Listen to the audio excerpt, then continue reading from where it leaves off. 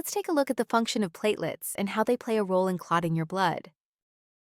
Platelets play a key role in hemostasis, which is the process of stopping bleeding. When they detect damage to a blood vessel or tissue, they jump into action to help form a clot and prevent further bleeding. They're constantly circulating in the bloodstream, keeping an eye out for any signs of injury.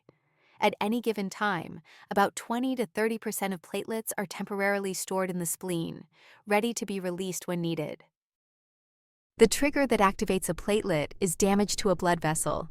When an injury occurs, the vessel releases signaling chemicals that tell platelets it's time to step in. In response, platelets change shape, becoming sticky and spiky so they can better attach to the damaged area. One of these key chemical signals is von Willebrand factor, abbreviated VWF, which is stored in the granules of the platelets, ready to be released when needed. Let's break down the steps of hemostasis, or how your body stops bleeding. When a blood vessel gets damaged, it kicks off a series of events designed to form a clot and seal the injury. The first response is vasoconstriction. The blood vessel clamps down to reduce blood flow to the damaged area. This helps slow the bleeding and gives platelets a chance to get to work.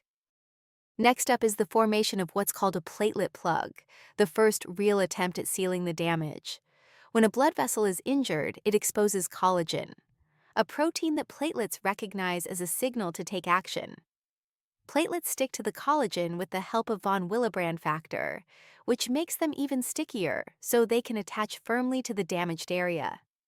As platelets arrive, they change shape, becoming spiky and sticky, and start releasing chemical signals like ADP, serotonin, and thromboxane A2. These signals attract even more platelets to the site, causing them to stick together and form a platelet plug, which temporarily seals the break in the blood vessel. Next up is coagulation, the process that helps form a stronger clot when needed to fully stop the bleeding. It's a series of steps, but they all lead to a final common pathway, which is what we'll focus on here. Floating in your blood is a protein called prothrombin, which is inactive on its own. But when a blood vessel is damaged, chemical signals trigger prothrombin to convert into thrombin.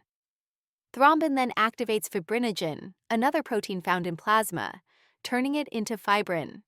Fibrin is a strong, thread-like protein that forms a mesh over the platelet plug, reinforcing and stabilizing the clot. This structure not only seals the injury, but also attracts cells that help repair the tissue, setting the stage for healing. Once healing is complete, an enzyme called plasmin steps in to clean up. It breaks down the fibrin network, dissolving the clot and allowing normal blood flow to return. This process, known as fibrinolysis, ensures that clots don't stick around longer than needed. With our discussion of hemostasis wrapped up, you can see just how important platelets are in preventing blood loss and starting the healing process.